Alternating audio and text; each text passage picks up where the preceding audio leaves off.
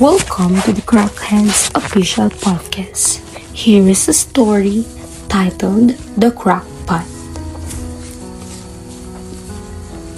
There once lived a water carrier. Every morning, as soon as the sun rose, she walked from her home to collect water in two earthen pots that hung from a long pole that she carried across her shoulders. One pot was perfectly formed. The other, although the same shape and size as its counterpart, had a crack in its side. So, whenever they returned to the water carrier's house, it was only ever half full. For years, the water carrier repeated her journey too, and from her house collecting water from the river. As the years passed by, the crackpot created a story in its head about its level of worthiness and inability to properly perform the job for which it had been created.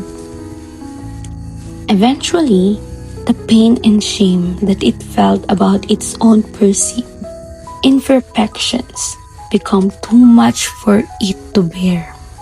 So, one day, as the water carrier knelt beside the river and began her usual task of filling the pots with water, the crackpot pounded its voice and said, "I am so sorry.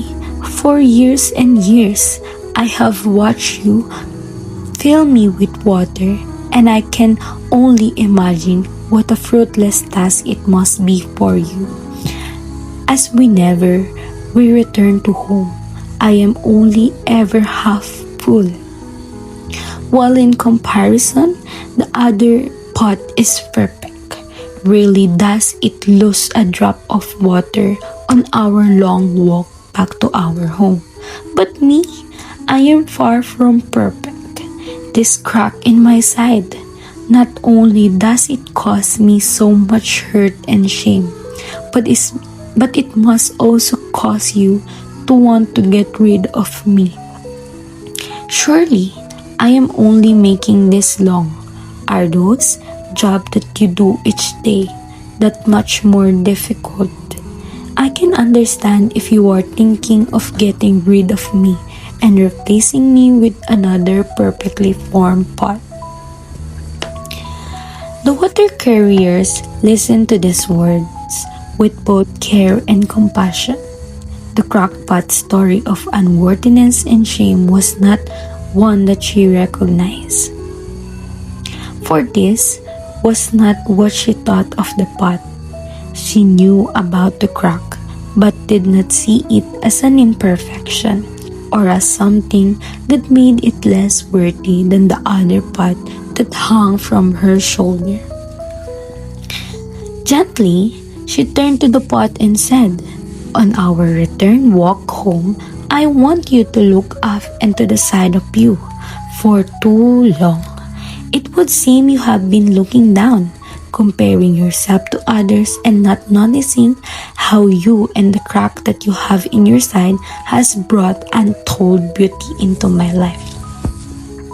Puzzled, the crackpot wondered what on earth her words meant.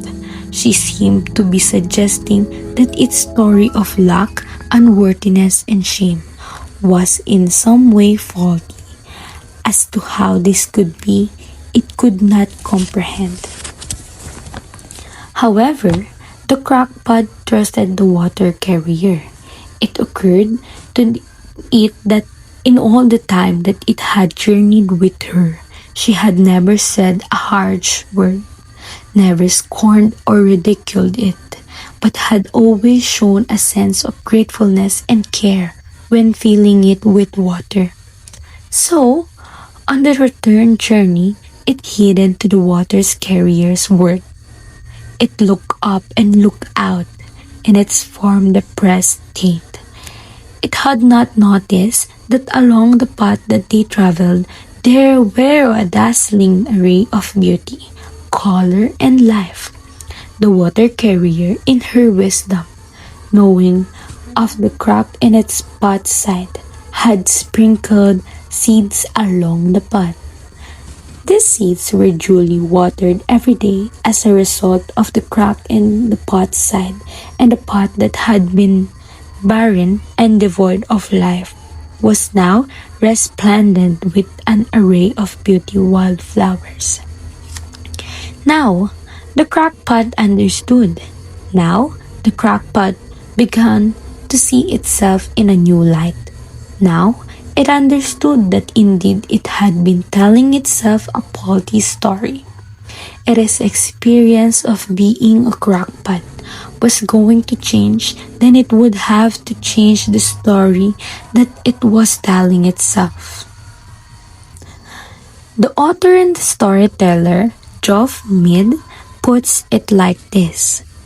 We need to consider how our lives are shaped by the story we tell ourselves about who we are and what we are here for.